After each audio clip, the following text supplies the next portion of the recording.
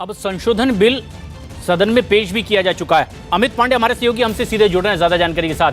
अमित, भले ही विपक्षी दल इसमें इफ बट की बातें लगा रहे हैं, लेकिन समर्थन भी कर रहे हैं कुछ दल। क्या इसी शीत सत्र में प्रक्रिया कंप्लीट हो पाएगी? किस तरह के आसार इस वक्त की कार्रवाई से दिखाई दे रहे हैं? देखिए, जो कार्रवाई सरकार की ओर से है, सरकार की पूरी कोशिश है कि इस बिल को इसी सत्र पास कराने की। यही वजह है कि अब से थोड़ी देर बाद करीब 5 बजे के आसपास इस बिल पर चर्चा शुरू होगी और फिलहाल अभी जो अलग अलग राजनीतिक दल हैं उनसे कोई भी विरोध की बातें इस बिल को लेकर नहीं सामने आई हैं। उन्होंने कुछ जिस तरीके से सरकार ये बिल लाई है एकदम चुनाव से पहले अंतिम दिन, उसको लेकर अपने कंसर्न जाहिर किए हैं। लेकिन अगर हम कहें कि एक प्रखर विरोध है चाहे कांग्रेस का या फिर अन्य राजनीतिक दलों का, वो फिलहाल अभी तक नहीं आया सिवाय आरजेडी को छोड़कर।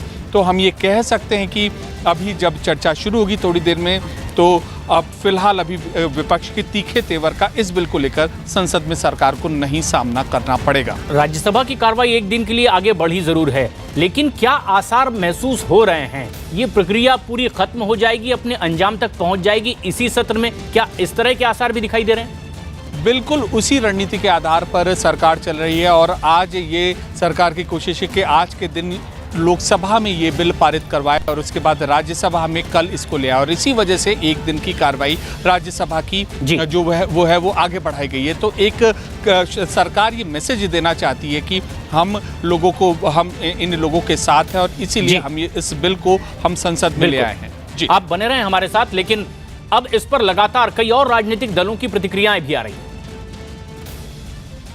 10% रिजर्वेशन नॉन रिजर्वेशन क्लास को देने का जो फैसला किया है इकोनॉमिकल बैकवर्ड के लिए, मैं मानता हूं कि बहुत अच्छा, समय अनुकूल और देश के सामाजिक समरसता के लिए ये एक महत्वपूर्ण निर्णय है।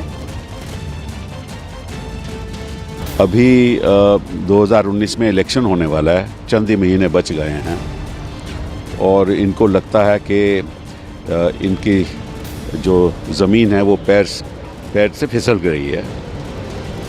2 करोड़ जो नौकरियां इन्होंने वादा किया था वो दे नहीं पाए, तो किसी ना किसी के तरीके से लुभाना चाहते हैं जनता को कि किसी तरीके से उनके पक्ष में हो जाए और इसके पीछे यही राजनीतिक जुमला है। तो कमल का हमला और राजनीतिक जुमला। दलित समाज पर अत्याचार बढ़ने का कारण भी ये है कि दलितों को आरक्षण मिलता है और हमको मिलता नहीं है। इसीलिए अगर उनको भी आरक्षण मिल जाएगा तो उनका भी समाधान हो जाएगा, सबका साथ सबका समाधान हो जाएगा। इसीलिए मुझे लगता है कि मोदी सरकार की पहल बहुत इम्पोर्टेंट है, बहुत ही महत्वपूर्ण है और मैं इस निर्णय का स्वागत करता हूँ और समाज में एकता समानता पैदा करने के लिए ये निर्णय का बहुत अच्छा उपयोग हो सकता है। ये अतिरिक्त 10% का आरक्षण दिया जा रहा है, तो जो काम 70 साल में कांग्रेस नहीं कर पाई। कांग्रेस सवर्ण जातियों के लोगों को मुख्यमंत्री तो बनाती रही, उनका वोट लेते रही, लेकिन कभी भी सवर्णों के लिए उन्होंने चिंता नहीं की।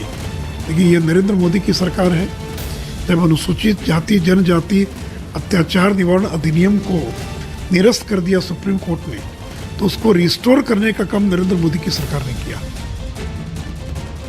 मंत्रिमंडल को धन्यवाद देता हूं। भारतीय जनता पार्टी की सरकार ने एक ऐतिहासिक फैसला लिया है। सबका साथ सबका विकास, यह हमारा मूल मंत्र है और इसी को लेकर मोदी जी आगे बढ़ रहे हैं। आर्थिक रूप से जो हमारे भाई और बहन सामान्य वर्ग से आते थे, वो कई बार बहुत पिछड़ जाते थे और इसलिए उनको न्याय देने के लिए सामान्य वर्ग के मेरे बेटे बेटियों को, सामान्य वर्ग को न्याय देने के लिए 10% आरक्षण देने का जो फैसला किया है, मैं इसका हृदय से स्वागत करता हूं।